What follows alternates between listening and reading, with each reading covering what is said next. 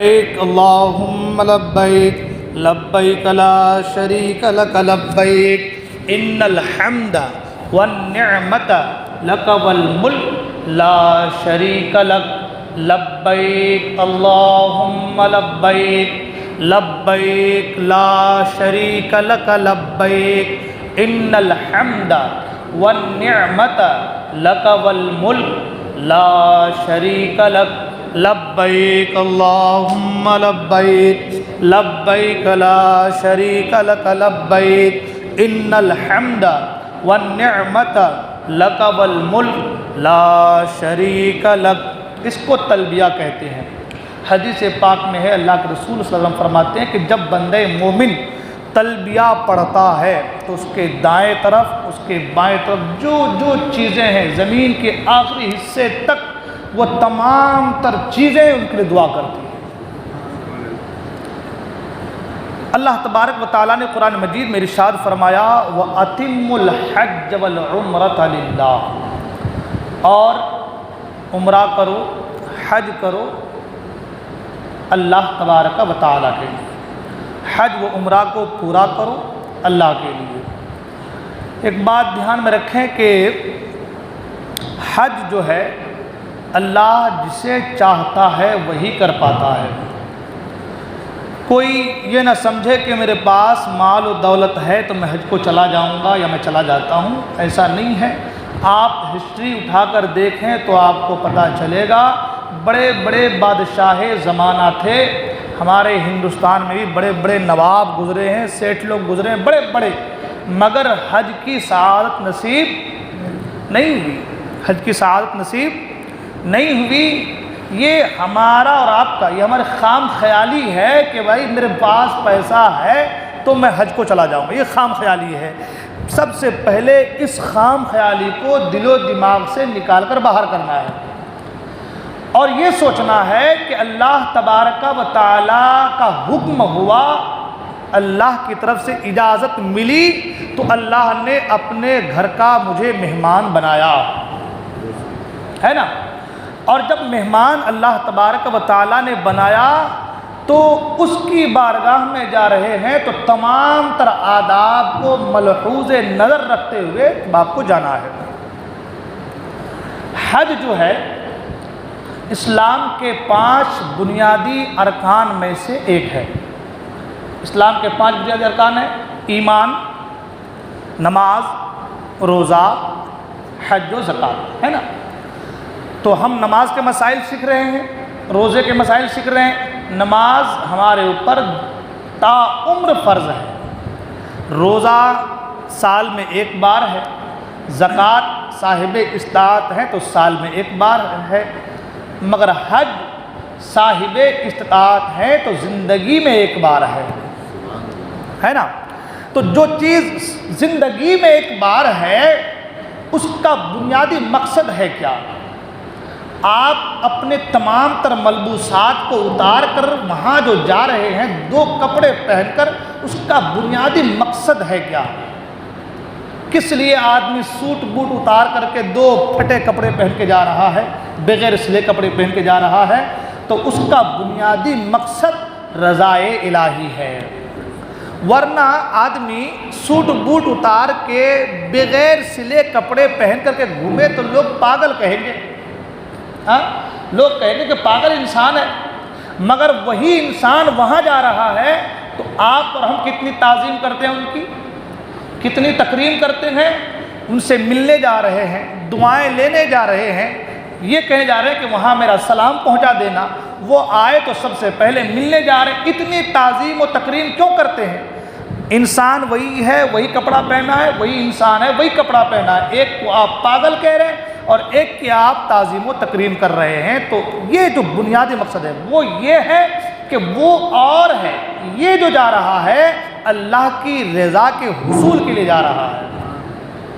تو حج کا جو بنیادی مقصد ہے، اور حج کے معنی ایک چیز اور، حج کا معنی ہوتا ہے اپنے آپ کو گناہوں سے روکے رکھنا۔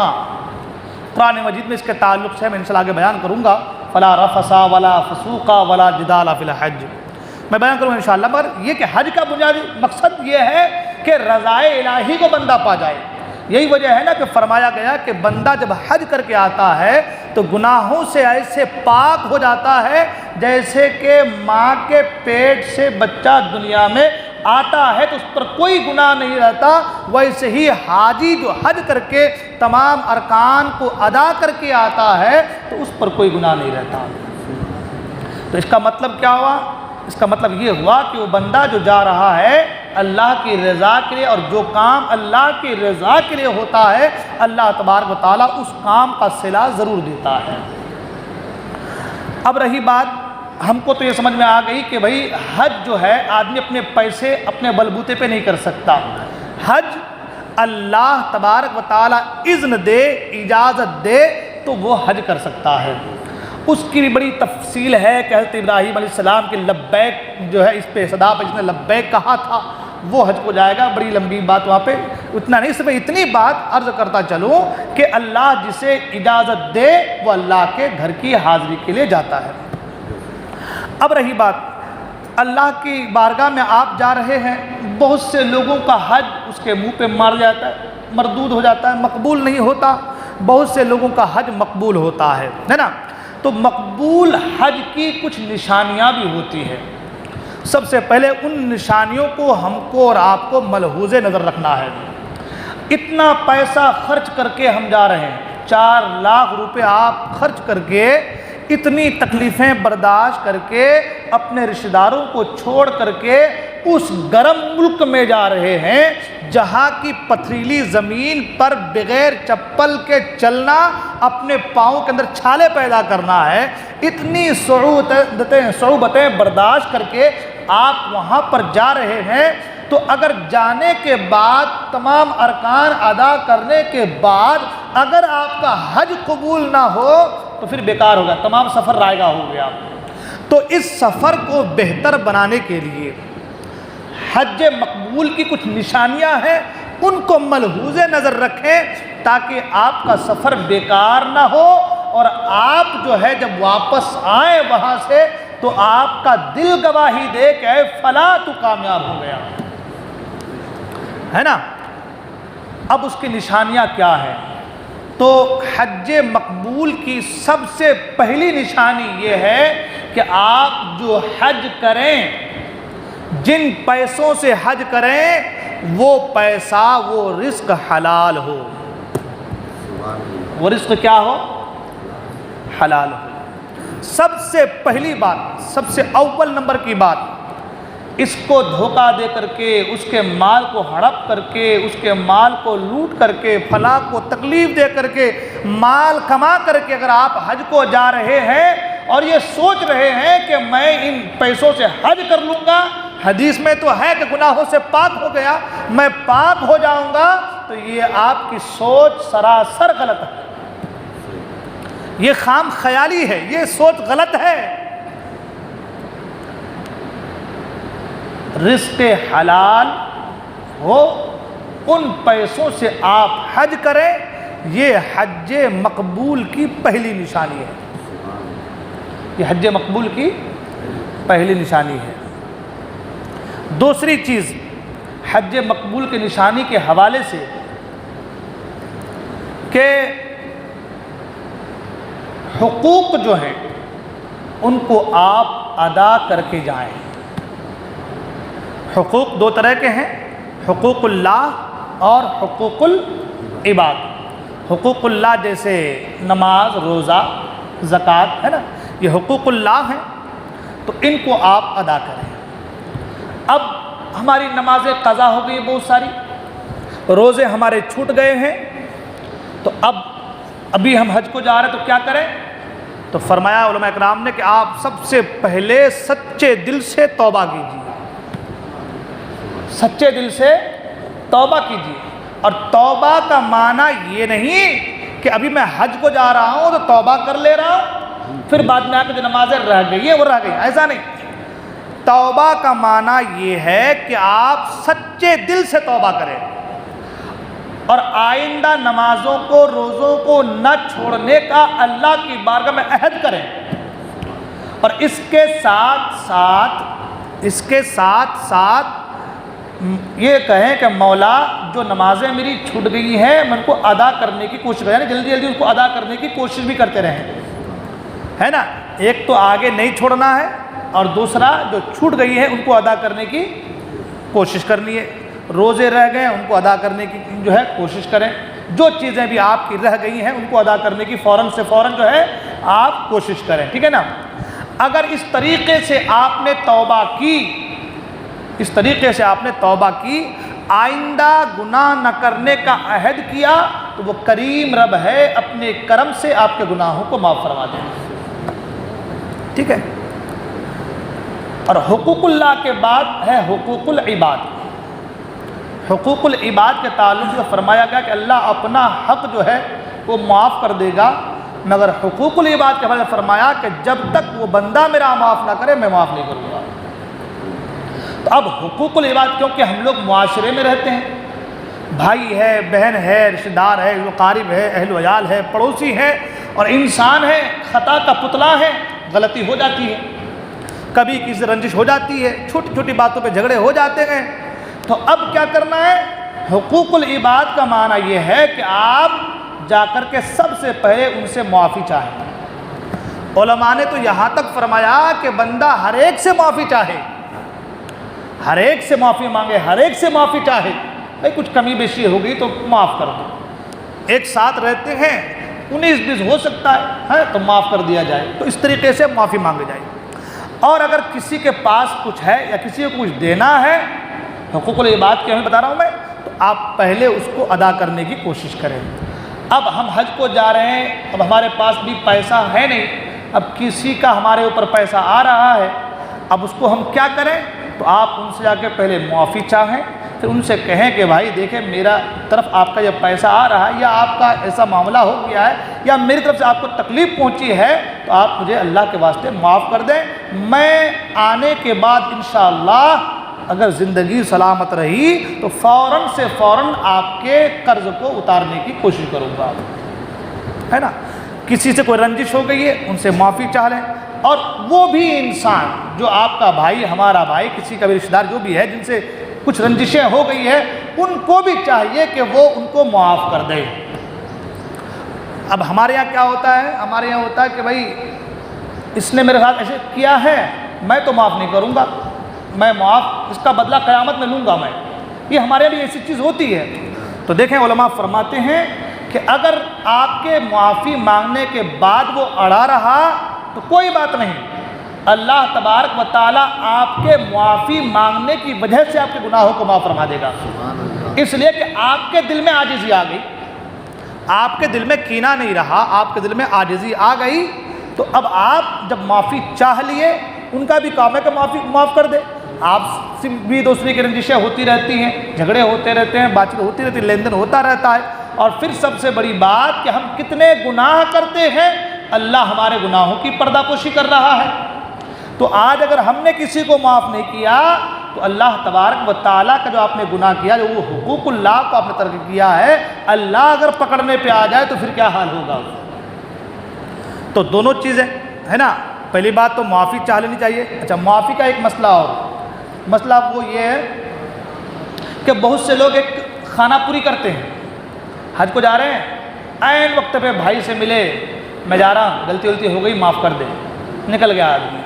اس کو معافی نہیں کہتے ہیں، اس کو معافی نہیں کہتے، یہ تو آپ خانہ پوری کر رہے ہیں. معافی کا معنی یہ ہوتا ہے کہ آدمی کو شرمسار ہونا. ہاں، معافی کا معنی کیا ہوتا ہے؟ شرمسار ہونا، اپنے کیے پر نادم ہونا، شرمندہ ہونا، یہ معافی کا معنی ہے. تو ان چیزوں کا خیال رکھا جائے، ٹھیک ہے. تو دعا کی، حج کی مقبولیت کی جو نشانیاں تھیں وہ یہ دو ہو گئی.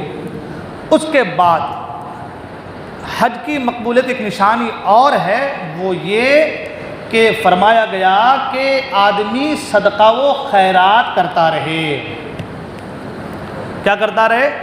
صدقہ و خیرات. ابھی صدقہ کے تعلق سے جو مسائل ہیں وہ آپ کے جرم اور کفارے کے اس میں آئیں گے انشاءاللہ، کہ صدقہ کرنے کے فائدے کیا ہیں وہ آپ کو انشاءاللہ آگے بتائیں گے. صدقہ کرتے رہنا چاہیے. آپ جا رہے ہیں، نکل رہے ہیں گھر سے، مل ملاپ میں کوئی غریب آیا ہے، چپکے سے کسی کو پتہ نہ چلے، اس کی دل آزاری بھی نہ، اس کو تکلیف بھی نہ ہو، اس کو دے دیں۔ ہم نے تو بزرگوں کے واقعات کو اس طریقے سے سنا ہے کہ حج کی تمام تو تیاریاں تھیں، نکلنے والے تھے، اگر کسی غریب کو دیکھا تو اپنے پیسے کو اس کو دے دیا اور حج سے رک گئے، مگر اللہ نے کیا کیا؟ اللہ تبارک و تعالیٰ نے وہ جو حج کے پیسے کو کسی محتاج کو دیا تو اللہ تعالیٰ نے اس کی وجہ سے سب کے حج کو قبول فرما لیا۔ تو ایسے معاملات، ایسی باتیں کتابوں میں ملتی ہیں، تو صدقہ کرتے رہنا چاہیے۔ صدقہ و خیرات جو ہے، کوئی نہیں مل رہا ہے، آپ کے رشتہ دار آ رہے ہیں، چھوٹے چھوٹے بچوں کو گفٹ دے دیں، تحفے دے دیں، کچھ پیسے دے دیں، ہے نا، اور یہاں سے نکلیں تو بھی آپ جہاں جہاں غریب آپ کو دکھے، آپ کو یہ نہیں کہ آپ کو 500 دینا ہے، 1000 دینا ہے، 10 روپے بھی دیں تو وہ بھی صدقہ ہے نا۔ تو آپ کو صدقہ کیا ہے؟ کرتے رہنا ہے۔ آپ حرم شریف پہنچے، حرم شریف کے جو گداگر ہیں، جو وہاں پہ لوگ کاسا لیے بیٹھے ہیں، یا جو لوگ وہاں پہ ہیں، آپ ان کو بھی دے دیں۔ روزانہ کا ایک معمول بنا لیجیے کہ تھوڑا سا پیسہ مجھے جو ہے صدقہ کرنا ہے۔ اس کے فائدے کیا ہوں گے آپ کو بتاتا ہوں میں۔ اس کے فائدے یہ ہیں کہ آپ نے کھدایا، کچھ کیا، 1-2 بال ٹوٹ گیا، تو 1-2 بال ٹوٹنے پر 1 مٹھی بھر اناج صدقہ کرنے کا حکم ہے۔ ہاں، احرام کی حالت میں اگر بال آپ کا ایک ٹوٹ جائے تو 1 مٹھی اناج صدقہ کرنے کا حکم ہے۔ اب آپ کے ٹوٹ جا رہے ہیں، آپ کو پتہ نہیں چل رہا ہے، ایک مثال کھدایا آپ نے، کچھ کیا آپ نے، ایسے کیا، ٹوٹ گیا ایک بال، آپ کو پتہ نہیں چلا، لیکن آپ نے وہ جو صدقہ کر دیا ہے وہ آپ کا صدقہ اس کے کام آ گیا، وہ آپ کا صدقہ جو ہے اس کے کام آ گیا۔ تو صدقہ کرنے کے یہ فائدے ہیں، اس لیے فرمایا گیا کہ حج کے مقبولیت کی نشانیوں میں سے ایک نشانی یہ ہے کہ بندہ صدقہ کرتا رہے۔ ٹھیک ہے، یہ تمام تر چیزیں ہو گئی حج کی مقبولیت کے نشانی کے حوالے سے۔ اب چلتے ہیں، ہم لوگ کو حج کے لیے نکلنا ہے نا، پہلے سے ہم لوگ تمام تر تیاریاں کر لیتے ہیں، تمام تر تیاریاں پہلے شروع ہو جاتی ہیں، کیا کیا سامان لینا ہے، نہیں لینا ہے۔ ٹھیک ہے، ہمارے یہاں کیا ہوتا ہے، بیگ ہم لوگ لیتے ہیں بڑے بڑے، اس میں سامان پورا بھر لیتے ہیں، ہے نا۔ عورتیں لیں گی 20 جوڑی کپڑے، 15 جوڑی کپڑے ہیں، کیا بات، 20 جوڑے کپڑے تو وہ ہمارے پھپھو کے طرف سے ہے، وہ خالو کے طرف سے ہے، وہ میری بہو کے طرف سے ہے، وہ میری بیٹی کی طرف سے، سب کے طرف سے کپڑے پورے بھر لیے چلے گئے، ہے نا۔ دیکھیں، جہاں تک ہو سکے آپ کم سامان پر ہی اکتفا کیجیے۔ جو حضرات حج کے لیے گئے ہیں وہ جانتے ہیں کہ وہاں کتنی تکلیف اٹھانی پڑتی ہے اگر سامان زیادہ ہو جائے۔ آپ جب ادھر سے آئیں گے تو ظاہر سی بات ہے کہ آپ کے ساتھ ادھر سے بھی کچھ سامان رہے گا، کھجور رہے گا، پانی رہے گا، بہت ساری چیزیں رہیں گی نا، اس کے سامان اس کے سامان۔ تو اب یہاں سے ہی پہلے سامان بھر کر کے لے گئے اور وہاں پھر بھر لیے، تو آپ کی جو کوانٹٹی ہے ہوائی جہاز کی اگر وہ بڑھ گئی تو آپ کے اس سامان کو نکال کر کے باہر کر دیا جائے گا، ہے نا۔ اچھا، ہم وہاں حج کے لیے جا رہے ہیں، اللہ کی رضا حاصل کرنے کے لیے جا رہے ہیں، شاپنگ کرنے کے لیے، گھومنے کو جا نہیں رہے کہ اب روزانہ ایک لباس پہننا ہے اپنے کو، ہاں، گھومنے تو جا نہیں رہے کہ ہم کو گھومنا ہے۔ ہاں، ایک چیز اور یاد آ گئی گھومنے کے حوالے سے، ایک حدیث پاک یاد آ گئی، کیونکہ آج ایسے حالات چل رہے ہیں اس لیے حدیث یاد آئی تو بیان کر رہا ہوں میں۔ اللہ کے رسول صلی اللہ علیہ وسلم فرماتے ہیں کہ قرب قیامت لوگ، میری امت کے امیر لوگ، امیر ترین لوگ، وہ حج کریں گے، کس لیے کریں گے؟ گھومنے کے لیے حج کریں گے، سیاحت کے لیے، سیر و سیاحت کا حج کریں گے۔ کس نے کہا؟ اللہ کے رسول صلی اللہ علیہ وسلم نے کہا۔ آپ پہلے کا زمانہ دیکھیں، لوگ حج کرنے جاتے تھے، 3 مہینے 4 مہینے لگتا تھا، آنکھ پہ کپڑے تک نہیں ہوتے تھے، ہاں، اور اب جا رہے ہیں تو اتنے کپڑے سل لیتے ہیں ہم لوگ کہ بیگ پورا یہیں بھر جاتا ہے نا۔ اللہ کے رسول نے فرمایا کہ میری امت کے امیر لوگ حج کریں گے سیر و سیاحت کے لیے، متوسط درجہ کے لوگ حج کریں گے تجارت کے لیے، میری امت کے غریب فقیر لوگ حج کریں گے بھیک مانگنے کے لیے۔ یہ اللہ کے رسول نے فرمایا، اور آج وہی چیزیں ہو رہی ہیں، اللہ معاف کرے مگر آج وہی چیزیں نظر آ رہی، ہو رہی وہی چیزیں۔ تو خیر میں عرض کر رہا تھا کہ کپڑے سامان جو ہے اپنے کو کم سے کم لینا ہے، 4 جوڑی 5 جوڑی کپڑے بس ہے۔ آپ احرام کی حالت میں آپ عمرہ کے لیے جائیں گے، جب یہاں سے ایئرپورٹ سے آپ کو احرام باندھ دینا ہے، وہ دن آپ کا احرام میں جائے گا، سمجھیے عمرہ کرنے کے احرام سے آپ باہر آئیں گے، کچھ دن کے بعد 8 ذی الحجہ سے آپ کا جو ہے حج کا پروگرام شروع ہو جائے گا، وہ 3-4 دن آپ کو سمجھ لیں، وہ آپ جو ہے جب تک آپ کا حلق نہیں ہو جائے گا آپ احرام کی حالت میں رہیں گے، ہے نا۔ تو کہنے کا مطلب یہ ہے کہ اس کے بعد کچھ دن بچتے ہیں، تو 4-5 جوڑی کپڑے ٹھیک ہیں، ہے نا۔ اچھا، تو کہنے کا مطلب ہے کہ کم سے کم بیگ میں سامان بھرا جائے، کم سے کم چیزوں پر اکتفا کیا جائے۔ ہم لوگ ساتھ ٹوتھ منجن، برش وغیرہ، کولگیٹ وغیرہ تمام چیزیں لیتے ہیں، تو برش وغیرہ جو بھی آپ چیزیں لیں، منجن وغیرہ جو لیں، خوشبودار ٹوتھ پیسٹ وغیرہ سے آپ کو پرہیز کرنا ہے۔ مارکیٹ میں سادے منجن وغیرہ ملتے ہیں، بغیر خوشبودار ملتے ہیں، آپ ان کو لے لیں۔ مسواک کرتے ہیں تو اچھی بات ہے، مسواک لے لیں، ہے نا۔ صابن لیتے ہیں تو جو بغیر خوشبو کے صابن ہے اس کو لے لیں، خوشبودار صابن کو استعمال نہیں کرنا ہے نا۔ مطلب یوں سمجھ لیں آپ کہ بہت سے لوگوں کو الائچی اور کچھ کھانے کی عادت رہتی ہے، خوشبودار جو چیزیں ہیں ان سے آپ کو پرہیز کرنی ہے، ٹھیک ہے نا۔ بغیر خوشبودار ہر چیز آپ کو اپنے استعمال میں لانا ہے۔ کتنے دن کی بات ہے، یہ آپ عمرہ کریں گے یہ 1 دن، اور ادھر آپ کا حج کا جو رہے گا ادھر 2-3 دن جو بھی ہے نا۔ اس کے بعد تو پھر آپ احرام کی پابندیوں سے آزاد ہو جائیں گے، آپ خوشبودار استعمال کریں بغیر خوشبودار استعمال کریں کوئی فرق نہیں پڑتا۔ یہ پابندیاں جیسے کہ میں نے پہلے کہا، یہ پابندیاں آپ کی کب سے ہیں؟ جب آپ احرام کی حالت میں ہیں تب سے ہے، ٹھیک ہے۔ تو کیا کریں گے ہم کہ بغیر خوشبودار صابن لیں گے، بغیر خوشبودار ٹوتھ پیسٹ لیں گے، ہے نا۔ اور پاؤڈر وغیرہ ہم لوگ استعمال کرتے ہیں، پاؤڈر وغیرہ استعمال نہیں کرنا ہے جو ہے خوشبودار والی۔ خوشبودار تمام آئٹمس کو، تمام چیزوں کو آپ کو بالائے طاق رکھنا ہے، اور جو چیز آپ استعمال کرتے ہیں آپ کوشش کریں کہ بغیر خوشبودار وہ چیزیں آپ اپنے پاس رکھ لیں۔ آپ جا رہے ہیں، چپل آپ لے لیں، ہوائی چپل جو ہے، وہاں چپل پہلی بات تو آدمی کون سے گیٹ سے گھس رہا ہے اور کون سے گیٹ سے نکل رہا ہے پتہ نہیں چلتا۔ آدمی گیا طواف کے لیے، جیسے ہی گیا چپل باہر رکھ دیا، اب طواف کرنے کے بعد آدمی چلا گیا، آب زمزم پیا، نماز واجب الطواف پڑھا، آب زمزم پیا اور چلا گیا سعی کرنے کے لیے۔ اب جیسے ہی وہ سعی کیا، سعی سے فارغ ہوا، تو اب وہ ادھر آ بھی رہا ہے تو پتہ نہیں چل رہا کہ بھائی ہم چپل رکھے تھے کہاں، ہے نا، ایسا ہو جا رہا ہے۔ تو چپل آپ 2 جوڑی کم سے کم لے لیں۔ چپل کے بیگ آتے ہیں جو ہے آج کل ٹورس وغیرہ جو ہے ماشاءاللہ اس میں دیا جاتا ہے، اس میں آپ چپل کو رکھ لیں، اور جیسے ہی طواف وغیرہ فارغ ہو جائیں نکال کے بھی چپل کو آپ پہن لیں، ہے نا۔ اچھا، چپل کا حکم اس لیے کہ پہننے میں آسانیاں ہوتی ہے نا، ایک چیز۔ دوسری چیز یہ کہ پاؤں کا جو اوپر کی ہڈی ہے اسے کھلا رکھنا ہے نا، جوتے میں یہ چیزیں نہیں ہوتی، تو اس لیے چپل بیسٹ رہتا ہے اور چپل ہی استعمال کرنی ہے۔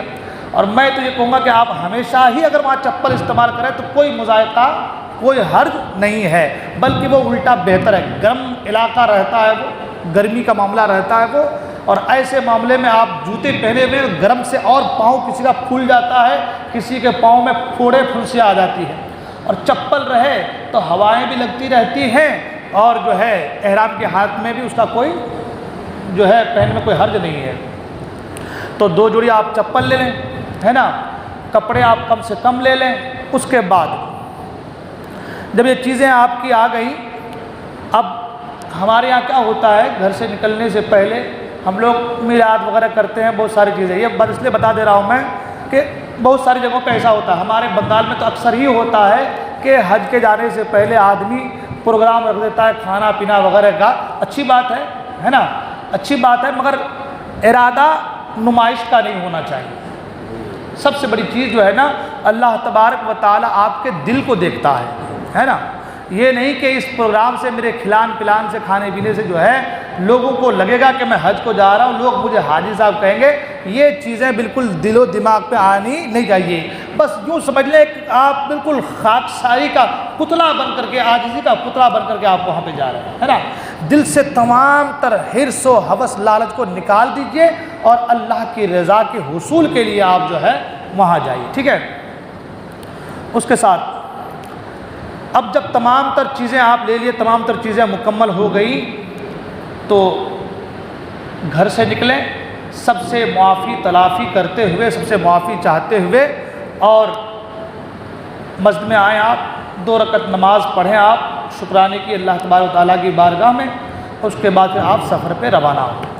آپ ممبئی ایئرپورٹ پہنچے، آپ کے کاغذات جو بھی ہیں وہ تمام ساتھ میں لوگ جاتے ہیں وہ ٹھیک کریں گے، امیگریشن وغیرہ چیک ہوتا ہے، اندر تمام سب چیزیں ہو گئی، اور ہونے کے بعد جب آپ ایئرپورٹ کے اندر پہنچے تو ایئرپورٹ میں ایک چھوٹی سی مسجد بنی ہوئی ہے، ٹھیک ہے نا، چھوٹی سی جو ہے مسجد بنی ہوئی ہے۔ آپ کو یہاں سے احرام باندھنا ہے، کیونکہ ہمارے ہندوستان، پاکستان اور بنگلہ دیش کے لوگ اکثر حاجی جو ہے وہ حج تمتع کرتے ہیں۔ کیا کرتے ہیں؟ حج تمتع۔ حج تمتع وہ حج ہے کہ جس میں پہلے عمرہ ہوتا ہے، عمرہ کے بعد پھر احرام اتر جاتا ہے، پھر احرام کی پابندیوں سے بالکل آزاد ہو جاتے ہیں۔ جب 8 ذی الحجہ کا دن آتا ہے تو اس دن سے پھر وہ احرام کی غسل کر کے احرام کی حالت میں آ جاتے ہیں، حج کرتے ہیں۔ اس حج کو حج تمتع کہتے ہیں، ٹھیک ہے نا۔ حج کی 3 قسمیں ہیں، حج قران، حج تمتع اور حج افراد۔ حج قران سب سے افضل ہوتا ہے نا، اس کے بعد حج تمتع ہے، اس کے بعد حج افراد ہے، ٹھیک ہے نا۔ تو ہمارے علاقے کے ادھر کے لوگ جو جاتے ہیں وہ اکثر جو ہے حج تمتع کرتے ہیں۔ تو انشاءاللہ الرحمن میں حج تمتع کے ہی مسائل کو اور اسی کو انشاءاللہ میں آپ کے سامنے عرض کرنے کی کوشش کروں گا۔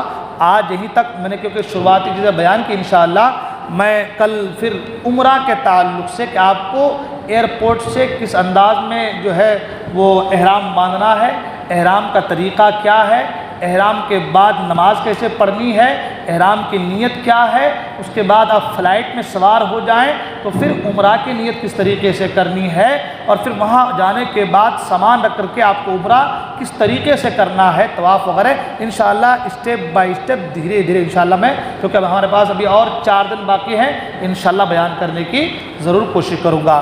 جیسا کہ میں نے کہا تھا کہ میں آج جو ہے وہ طواف میں جو غلطیاں ہوتی ہیں ان کے تعلق سے کچھ مسائل بیان کرنے کے لیے میں نے کہا تھا۔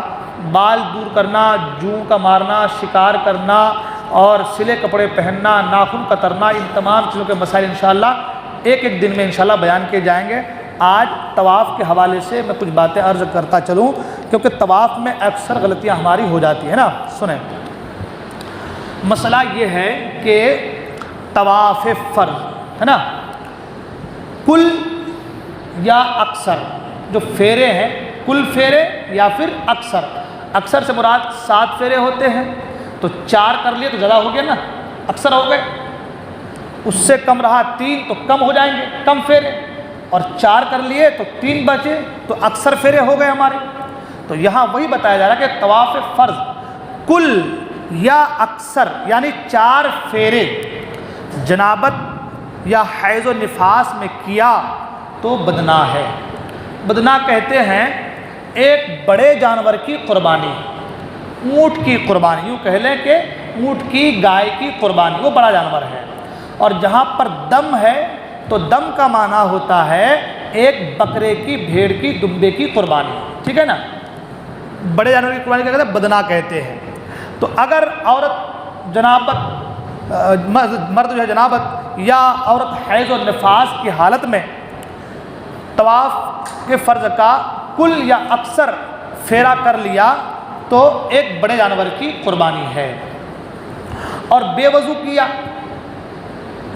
کیا تو دم، ٹھیک ہے نا، بے وضو کیا تو چھوٹا جانور، مطلب ایک بکرا، دمبا، بھیڑ جو ہے، ابھی دیکھیں اس کی قیمت، ایک جانور کی قیمت، جیسا کہ میں نے سنا کہ اس سال 16,000 انڈین 16,000 کچھ روپے ہوتے ہیں، انڈین جو ہے 16,000، تو تو آپ کی چھوٹی سی غلطی کی وجہ سے آپ کو 16,000 روپے وہاں دینے پڑ رہے ہیں. اور پھر جہاں پر دم کا حکم ہے، بدنا کا حکم ہے، تو اس کا حال یہ ہوگا کہ بھائی میں وہاں ہوں، مجھ سے غلطی ہو گئی تو ایک کام کو دم دینا ہے، فون کر دے بیٹے کو، بیٹا ایک جانور بکرا قربانی کر دے، ہمارے یہاں 5-6 ہزار مل جائے گا. تو نہیں، دم کا جہاں پر ذکر آیا ہے تو حکم یہ ہے کہ آپ کو اس دم کو، اس جانور کو حدود حرم کے اندر ہی ذبح کرنی ہے. اس کو کہاں کرنی ہے؟ حدود حرم کے اندر. دم کا معنی ہوتا خون، یعنی آپ کی کمی بیشی کی وجہ سے آپ کو خون دینا ہے. ایک جانور کو اللہ کی راہ میں قربان کرنا ہے تو اللہ تعالیٰ اس جانور کی قربانی کی وجہ سے آپ کی اس غلطی کو معاف فرما دے گا. اب کچھ لوگ یہ بھی سوال کر سکتے ہیں بھائی اللہ کو قربانی لینے کی کیا ضرورت ہے، غلطی ہماری چھوٹی موٹی ہو گئی تو. دیکھیں اس میں بہت ساری حکمتیں ہیں. ایک چیز، آپ کے اس دم کی وجہ سے کسی غریب کا پیٹ بھر رہا ہے، وہ آپ کے لیے دعائیں کر رہا ہے، وہ آپ کے لیے دعائیں کر رہا ہے، تو ان کی دعاؤں کی وجہ سے اللہ تعالیٰ آپ کی اس غلطی کو معاف کر دے رہا ہے. اور دوسری چیز یہ، اس کو رکھنے کی وجہ یہ ہے کہ آدمی مسائل کو سمجھے، جو جیسا کرنے کا حکم ہے ویسا کرے. اگر یہ چیزیں نہ ہو تو آدمی بے لگام ہو جائے گا، کچھ بھی کر لو. جیسا کہ آج کے دور میں چل رہا ہے، آدمی عمرہ کے لیے جا رہا ہے، میں دیکھا وہاں پہ کچھ بھی کوئی مطلب ہی نہیں، آیا ہے بس گھوم پھر گیا، لیا چلا گیا ہے نا. یہ چیزیں ہو رہی. وجہ یہ کہ آدمی کو مسائل سے بے رخی، مسائل سے بے رخی کی وجہ سے اگر وہ سمجھتا کہ حقوق اللہ کے جو حد ہے وہ کیا ہے تو ضرور بالضرور اپنے آپ کو ان چیزوں سے بچاتا ہے نا. تو فرمایا کہ اگر بے وضو کیا تو دم. پہلی صورت میں طہارت کے ساتھ اعادہ واجب، یعنی کیونکہ جنابت میں یا حیض و نفاس کی حالت میں اس نے جو ہے حیض و نفاس کی حالت میں، جنابت کی حالت میں اس نے طواف کیا تو کیا ہوا؟ اس کے بعد طہارت کے بعد، پاکی کے بعد پھر سے اس کو اعادہ اس پر کرنا واجب ہے. کیا کرنا؟ اعادہ، دوبارہ پھر سے طواف کرنا واجب ہے. وہ بدنا تو دینا ہی ہے اس کو، وہ جو دم دینا ہے وہ تو دینا ہی ہے، مگر اس کے ساتھ ساتھ اس کو پھر سے اشر نو طواف کرنی ہے. یہ چیز، یہ نہیں کہ بھئی ہم نے دم دے دیا تو ہو گیا ہمارا کام، اللہ نے معاف کر دیا، یہ نہیں. آپ کو دم بھی دینا ہے اور ساتھ ساتھ اس کو دوبارہ کرنا بھی ہے، آپ پر واجب. ٹھیک ہے. اگر مکہ سے چلا گیا، حیض و نفاس کا حالت میں طواف کر لیا، یا جنابت کے حالت میں آدمی نے طواف کر لیا اور مکہ سے چلا گیا، تو حکم کیا ہے؟ واپس آئے، واپس آ کر کے اعادہ کرے، دوبارہ کرے، اس کو طواف کو دوبارہ کرے. اگرچہ وہ میقات سے بھی آگے بڑھ گیا ہے، جو میقات ہے اس سے بھی اگر آگے بڑھ گیا ہے تو بھی واپس آئے اور آ کر کے کیا کرے؟ دوبارہ کرے. ٹھیک ہے. طواف فرض کے بارے بتا رہا ہوں میں. یہ طواف فرض کون سا ہے؟ جس کو طواف زیارت بھی کہا گیا ہے. ٹھیک ہے نا. پھر فرمایا مگر 12ویں تاریخ تک ذی الحج کے 12ویں تاریخ تک اگر کامل طور پر اعادہ کر لیا، دوبارہ پھر سے کر لیا تو جرمانہ ساقط ہو جائے گا. اور 12ویں کے بعد کیا تو دم لازم ہو جائے گا. 12ویں کے بعد کیا ہو جائے گا؟ دم لازم ہو جائے گا، مگر وہ جو بڑے جانور کی قربانی ہے بدنہ، وہ ساقط ہو جائے گا. ٹھیک ہے. لہذا اگر طواف فرض 12ویں کے بعد کیا ہے، کس کے بعد کیا ہے؟ 12ویں کے بعد کیا ہے تو دم ساقط نہ ہوگا کہ 12ویں تو گزر گئی، اس کا وقت 12ویں تک ہی ہے. طواف زیارت کا وقت کب تک ہے؟ 12ویں تک ہے. تو 12ویں اگر گزر گئی تو اب دم ساقط نہیں ہوگا. ٹھیک ہے نا. اور اگر طواف فرض بے وضو کیا تھا تو اعادہ کرنا مستحب ہے. ہاں. اور پھر اعادہ سے دم ساقط ہو گیا اگرچہ 12ویں کے بعد کیا ہو، ہے نا. یہ جو مسئلہ بیان کیا گیا یہ طواف زیارت کے تعلق سے ہے۔ طواف زیارت کے مسائل اتنے اہم ہیں کہ اگر بندہ نہ کرے اور واپس چلا آئے تو حکم ہے کہ پھر سے واپس جائے، ورنہ بیوی اس کے اوپر حلال نہیں ہے۔ بڑا انشاءاللہ آگے اس کا مسئلہ آئیں گے، طواف زیارت کے تعلق میں بتاؤں گا انشاءاللہ۔ ایک مسئلہ 4 پھیرے سے کم، یہ بہت باریک والی بات رہتی ہے، وہاں جا کے آدمی بھول جاتا ہے۔ پہلی بات تو یہ کہ ہم لوگ یہ سوچتے ہیں شاید کہ ایک چکر لگائے تو ایک طواف ہو گیا ہے نا، یہ نہیں، 7 چکر لگانے کے بعد ایک طواف ہوتا ہے۔ کتنے کے بعد؟ ہاں، 7 چکر کے بعد ایک طواف ہوتا ہے۔ اب فرمایا گیا کہ 4 پھیرے سے کم، 3 پھیرا، 4 پھیرے سے کم بے طہارت کیا، پاکی نہیں تھا، ناپاکی کے ہاتھ میں کر لیا، ہاں، تو ہر پھیرے کے بدلے ایک صدقہ، ہر پھیرے کے بدلے کیا کریں؟ ایک صدقہ۔ اور جنابت میں کیا تو ہر پھیرے کے بدلے کہاں ہے؟ بے طہارت کیا تو ایک صدقہ، اور اگر جنابت کی حالت میں کیا تو اس پر دم دینا ہوگا۔ کیا دینا ہوگا؟ دم دینا ہوگا۔ اگر 12ویں تک اعادہ کر لیا، 12ویں تک اس کو لوٹا لیا، دوبارہ پھر سے کر لیا تو دم ساقط، اور 12ویں کے بعد اعادہ کیا تو ہر پھیرے کے بدلے ایک صدقہ ہے۔ ٹھیک ہے، مطلب یہ ہے کہ 4 پھیرے سے کم، یہ جتنے مسائل آ رہے ہیں، یہ جو بیان کیے جا رہے ہیں، یہ طواف فرض کے حوالے سے ہیں۔ تو 4 پھیرے سے کم بے طہارت کیا تو ہر پھیرے کے بدلے ایک صدقہ، صدقہ فطر کی مقدار جو ہے وہ بندہ دے گا۔ ٹھیک ہے نا؟ اور جنابت میں کیا تو اس کے اوپر دم ہے نا؟ اگر 12ویں تک اس کو اس نے لوٹا لیا، دوبارہ پھر سے پاکی حاصل کر کے دوبارہ کر لیا تو اس کے اوپر سے دم ساقط ہو گیا۔ لیکن 12ویں ہو گئی، اس کے بعد اعادہ کر رہا ہے تو جو اس کے اوپر جرمانہ ہے وہ لاگو ہے۔ ٹھیک ہے نا؟ سوال یہ کہ اگر تیسرے پھیرے میں وضو ٹوٹ گیا ہے نا، طواف کرتے کرتے تیسرے چکر میں وضو ٹوٹ گیا اور نیا وضو کرنے کے لیے چلے گئے، طواف کر رہے تھے، بھیڑ اتنی رہتی ہے وہاں پہ کہ آدمی لائن سے نکل بھی نہیں سکتا۔ اور پھر حج کا موقع، حج کے موقع پر تو معاملہ یہ ہوتا ہے کہ اللہ اکبر، آدمی کسی کے ہاتھ کو پکڑے رہے تو ہاتھ کب چھوٹ جاتا پتہ ہی نہیں چلتا، اور ایک بار ہاتھ چھوٹ گیا تو پھر اس کو تلاش کرنا مشکل ہو جاتا ہے۔ تو اس کے لیے ایک چیز کا خیال رکھیں، آپ کے پاس کارڈ رہیں گے، اس میں معلم کا نمبر رہے گا، آپ جہاں ٹھہرے ہیں وہاں کا نمبر رہے گا، آپ کسی بھی اہلکار کو دکھا کر کے کہ ہم کو یہاں تک جانا ہے، وہ آپ کو اپنے روم تک پہنچا دے گا۔ آپ کے روم میں آپ لوگ جتنے بھی لوگ رہیں، ایک دوسرے کو بتا دیں کہ بھائی اگر کہیں کوئی چھوٹ جائے تو یہ ایک دوسرے کو تلاش نہ کرے، کہ تلاش کرتے کرتے تھک جائے گا، ملے گا نہیں۔ آپ کیا کہیں، آپ اگر چھوٹ جائیں فوراً اپنے روم میں آ جائیے، آپ چھوٹ جائیں آپ اپنے ہوٹل میں آ جائیے، آپ ہے نا، وہیں بیٹھ کے انتظار کیجیے آپ۔ یہ سب سے بہتر طریقہ ہے، ٹھیک ہے نا، یہ سب سے، ورنہ دن بھر تلاش کرتے رہیں گے آپ، ایک ہی کپڑے ہیں، ایک ہی لباس ہے، سب کا ایک ہی حال ہے، اب ایک جیسے ہیں تو کیسے کس کو تلاش کریں گے آپ؟ ہر آدمی تو اپنی طرح دکھ رہا ہے وہاں پہ۔ ہاں، تو سب سے بہتر طریقہ کیا ہے؟ آپ کے پاس کارڈ رہیں گے، پتہ رہے گا، معلم کا نمبر رہے گا، آپ کسی بھی پولیس اہلکار کو، وہاں بہت سے لوگ متوا لوگ اہلکار لوگ فلتر رہتے ہیں، ان کو دکھائیں، وہ آپ کو آپ کے ڈیرے تک پہنچوا دے گا۔ ٹھیک ہے نا؟ اس چیز کا خیال رکھیں۔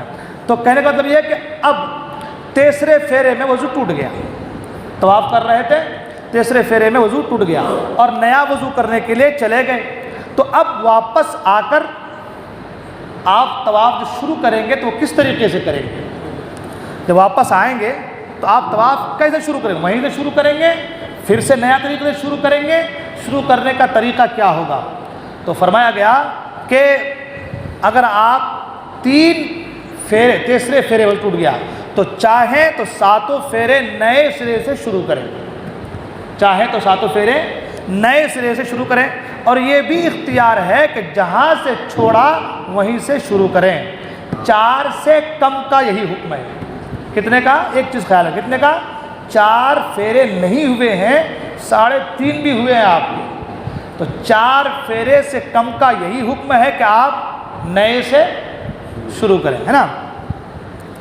ہاں 4 یا زیادہ پھیرے کر لیے، 4 سے زیادہ پھیرے، 4 یا 4 سے زیادہ پھیرے کر لیے تو اب نئے سرے سے نہیں کر سکتے، نئے سرے سے آپ، اس کی وجہ یہ کہ آدمی 4 کر لیا، کسی کو ریح کی بیماری رہتی ہے، ریح خارج کی بیماری رہتی ہے، اب وہ 4 کر لیا، وضو ٹوٹ گیا، پھر وضو کرنے آیا، پھر شروع کیا، پھر وضو ٹوٹ گیا، تو آدمی دن بھر طواف میں رہے گا، ہے نا؟ تو شریعت جو ہے کسی کو تکلیف، کسی کو مشکل میں نہیں ڈالتی، ہر ایک مسئلہ اس کی جگہ پر ہے۔ تو اگر 4 سے کم، 4 پھیرے سے اگر آپ نے کم کیا ہے تو چاہے تو جہاں سے چھوڑا وہیں سے شروع کریں یا پھر نئے سے شروع کریں، لیکن ہاں 4 یا 4 سے زیادہ پھیرے کر لیے تھے تو اب نئے سرے سے نہیں کر سکتے، جہاں سے چھوڑا تھا آپ نے، یہاں چھوڑا تھا آپ نے، یہاں وضو ٹوٹا تھا آپ کا، جگہ یاد رکھنی ہے آپ کو کہ یہاں وضو ٹوٹا تھا میرا، تو آپ کیا کرنا ہے، وضو بنا کے آئے اور پھر وہیں سے آپ شروع کر دیں، وہیں سے آپ جو ہے شروع کر دیں، اور حجر اسود سے بھی شروع کرنے کی ضرورت نہیں ہے کہ بھائی میں یہاں سے وضو ٹوٹ گیا میرا، وضو کرنے گیا تو چلو حجر اسود سے شروع کرتے ہیں، نہیں، آپ حجر اسود تک نہیں پہنچے ہیں، اس سے پہلے آپ کا وضو ٹوٹ گیا ہے، وضو کر کے آئے آپ، وہیں سے آپ شروع کر دیجئے اور 7 پھیرے آپ مکمل کر لیجئے، ٹھیک ہے نا؟ ایک مسئلہ یہ ہے، اگر بھیڑ کی وجہ سے مقام ابراہیم میں نماز نہ پڑھ سکے، ہے نا، کیونکہ طواف کی باتیں چل رہی ہیں، ہے نا، اور طواف کے بعد نماز واجب الطواف ہے، وہ 2 رکعت جو نماز ہے، قرآن مجید میں وَاتَّخِذُوا مِن مَقَامِ إِبْرَاهِيمَ مُصَلَّى، ابراہیم کے نماز کی جگہ کو مصلی بناؤ، ابراہیم کی جگہ، ہاں، تو اب مقام ابراہیم کے پاس 2 رکعت نماز جو پڑھنی ہے وہ واجب الطواف ہے نا، وہ 2 رکعت نماز پڑھنی ہے، تو اب وہاں بھیڑ اتنی ہے کہ ہم کو وہاں جگہ نہیں مل رہی ہے، اکیلے آپ اور ہم تو نہیں نماز پڑھنے والے، وہاں تو لاکھوں کے لوگ ہیں اور سب کی خواہش ہے کہ میں مقام ابراہیم کے پیچھے نماز پڑھوں، ان کے پاس ہی نماز پڑھوں، تب آپ کو دھکا مکا نہیں کرنا ہے وہاں پہ کہ چلو میں پڑھوں گا، بلکہ دھکا مار کے ہم کھڑے ہو گئے، وہاں ایسا رہتا ہے کہ آپ طواف کر رہے ہوتے ہیں، کوئی نماز بھی پڑھتا ہے، آدمی اس کو رون کے، اس کو کندل کے، اس کے اوپر سے بھی چلا جاتا ہے آدمی، ہے نا، یہ عمرہ کے ٹائم کا ہے، حج میں تو اور اللہ ہی بہتر جانے، جو گئے ہیں وہ جانتے ہیں کہ کیا حالت ہوتی ہے۔ تو اب اگر بھیڑ کی وجہ سے مقام ابراہیم میں نماز نہیں پڑھ سکے تو کیا کریں گے؟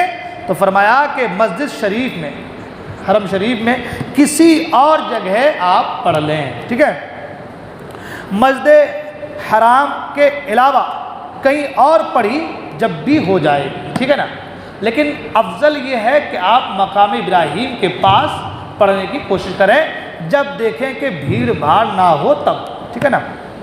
اچھا، اس کے ساتھ ایک مسئلہ یہ کہ مقام ابراہیم کے بعد اس نماز کے لیے سب سے افضل کعبہ معظمہ کے اندر پڑھنا ہے، ٹھیک ہے نا، مقام ابراہیم کے پاس جگہ نہیں ملی آپ کو تو کیا فرمایا؟